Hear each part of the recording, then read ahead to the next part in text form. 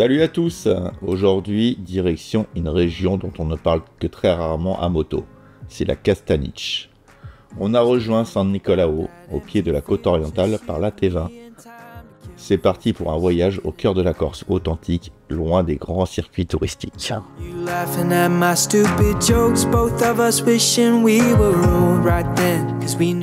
Notre premier arrêt sera la cascade de l'Uccelluline. Un petit bijou caché, facile d'accès depuis la route. L'eau s'écoule le long des roches dans un cadre verdoyant. C'est le genre d'endroit qui donne tout de suite le ton. Ici, on roule entre montagnes, forêts et coins de fraîcheur comme celui-ci.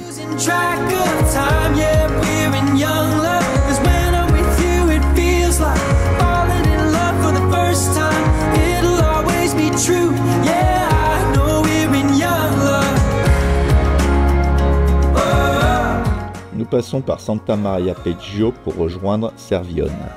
C'est un joli petit village. Ici, le temps s'écoule autrement.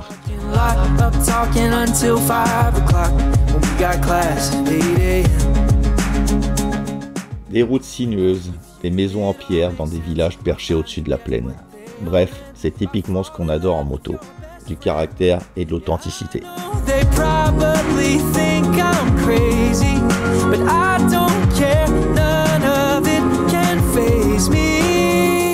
On attaque ensuite la D71. Cette route est vraiment un vrai régal. Des virages fluides, une chaussée parfaite et surtout une vue en contrebas sur le lac de la Chiatra. L'eau turquoise entourée par ses collines verdoyantes. C'est l'une des images fortes de cette balade, le genre de panorama qui restera gravé dans nos têtes.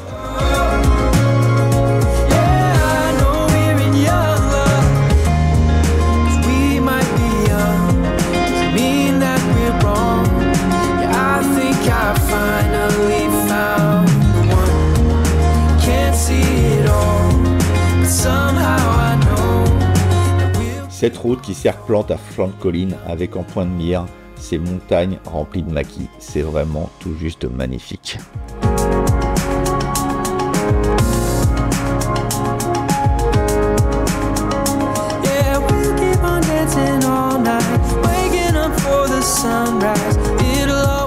Quand je vous disais que la Castaniche était vraiment une région tranquille, on a croisé très peu de motards et encore moins d'automobilistes. Mais au moins, les chèvres ici, elles sont tranquilles, elles peuvent se balader tranquillement sur la route sans être embêtées.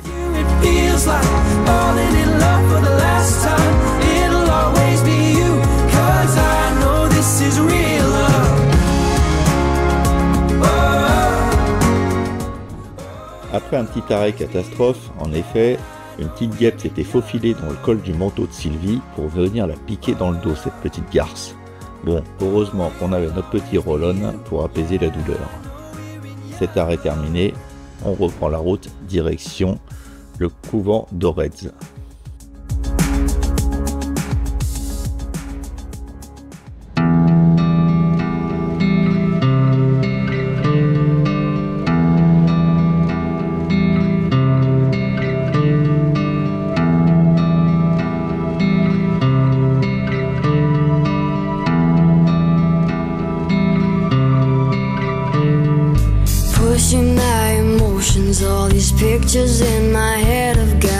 Le couvent Saint-François d'Orez a été fondé au XVe siècle et il fut un haut lieu religieux et surtout politique de la Corse.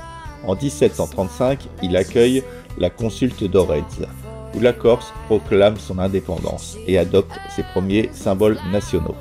Après 1832, il a été délaissé, puis transformé en caserne et détruit durant la Seconde Guerre mondiale.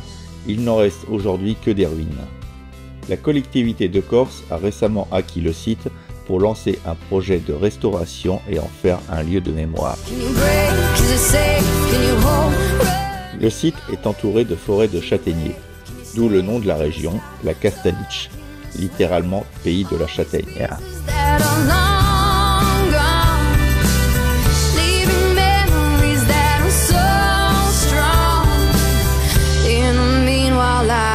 Keep it to myself.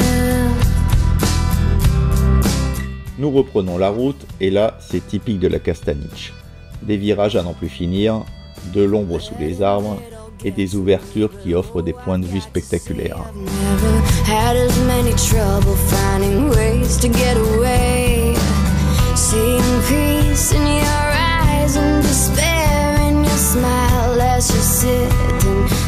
Tiens, ça faisait longtemps, mais qu'est-ce que tu fais là toute seule?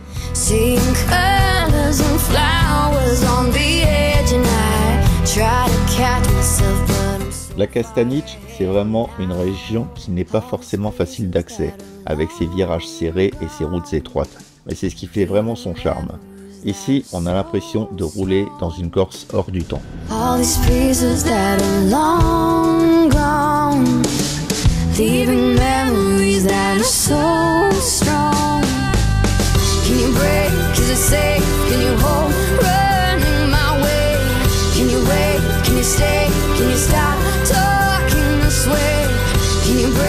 Nous continuons notre petite balade matinale jusqu'à Pontelička, où nous reprendrons la territoriale.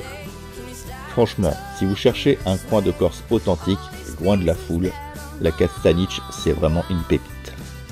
Vous avez des virages, une enrobée parfaite, de l'ombre, et par cette forte chaleur, je peux vous dire que c'est vraiment agréable. Un petit coucher de soleil pour finir cette journée, et demain, on va à Corte. Initialement, nous devions faire Corte et le défilé d'Inzeka, mais il était annoncé des orages un peu violents du côté de l'Inzeka, alors on a fait l'impasse. Nous avons juste fait une petite matinée sur Corte avec les garçons, pendant que les filles préparaient les bagages pour repartir demain. Et voilà, notre dernier jour en Corse. Avant de prendre le ferry à Ajaccio à 16h30, je voulais absolument profiter d'une dernière route mythique, la Scala di Santa Regina.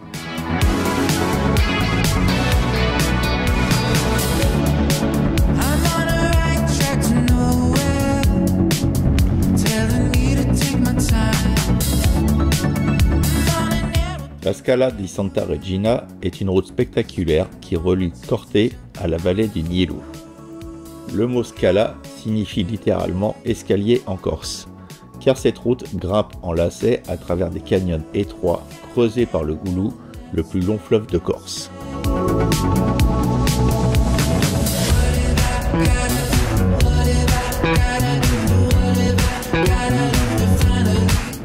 Historiquement, c'était l'un des seuls passages pour rejoindre le Nielu.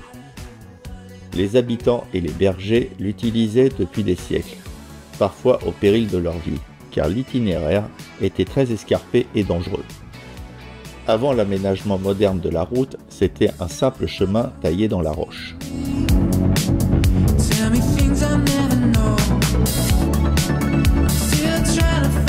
La légende raconte que son nom, Santa Regina, viendrait d'une chapelle dédiée à Sainte Martyre, aujourd'hui disparue, qui protégeait les voyageurs traversant ce passage.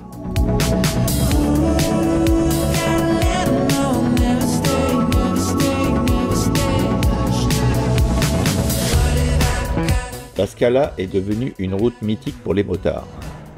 Des gorges impressionnantes, des tunnels naturels, des falaises abruptes et la rivière en contrebas. Après cette portion spectaculaire, nous faisons le tour du lac de Kalakucha. C'est un lac artificiel créé en 1968. Il alimente en hydroélectricité une bonne partie de la région. Et il joue un rôle crucial pour l'irrigation agricole. À l'époque, sa mise en eau avait soulevé beaucoup de débats, car certaines terres agricoles et terrains de bergers avaient été engloutis.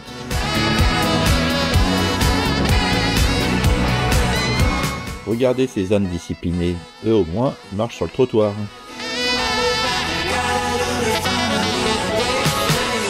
On grimpe maintenant vers le col de Vergio. C'est le plus haut col routier de Corse, avec 1478 mètres d'altitude. Et forcément, les paysages vont complètement changer.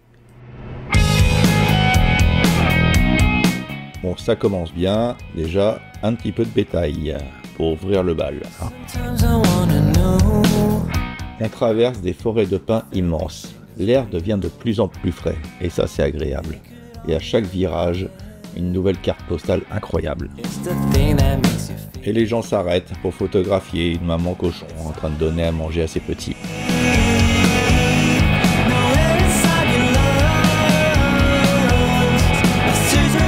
Ce col est vraiment un incontournable. Il combine tout ce qu'on aime, des routes sinueuses, des grands espaces et ses pins immenses.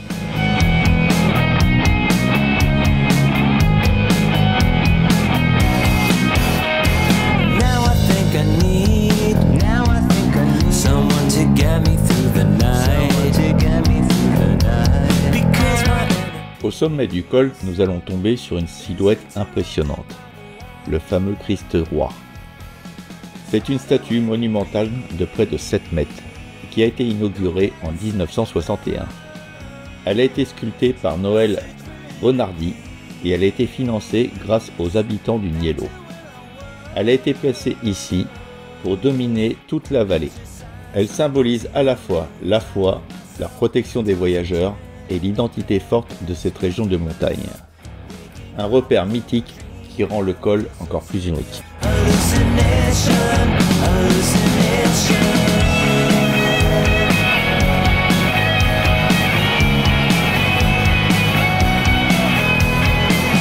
Ensuite, direction Sagone par la D70.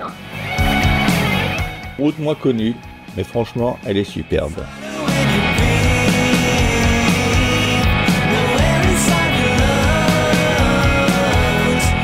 Oups, un petit cochon qui traverse.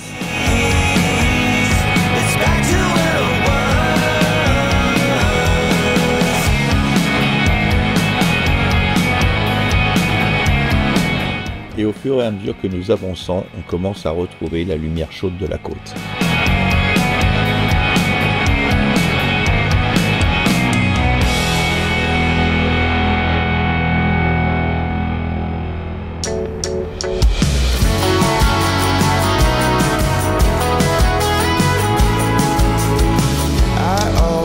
Dream about a life out on my own, where no one knows my name. J'adore ce contraste qui rend la Corse unique.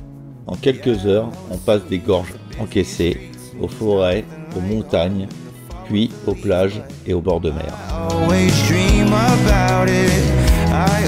On s'est arrêté dans une petite boulangerie sur le bord de la route qui faisait snack pour déjeuner. Car je voulais vraiment aller voir la tour génoise de la Parata qui se trouve au bout de la route des Sanguinaires. Mais malheureusement pour nous, elle était en pleine rénovation, des échafaudages et des filets tout autour. Voilà, notre trip de 10 jours sur l'île de Beauté touche à sa fin. Nous avons passé d'excellents moments sur des routes incroyables, des paysages à couper le souffle et nous aurons des souvenirs gravés pour longtemps. Merci à Sylvie, Sandrine, Fabrio et Alex de m'avoir fait confiance pour cette aventure. Un big up spécial aux filles derrière la caméra, sans qui vous n'auriez rien vu de toutes ces vidéos. Je vous dis à bientôt pour de nouvelles aventures à moto.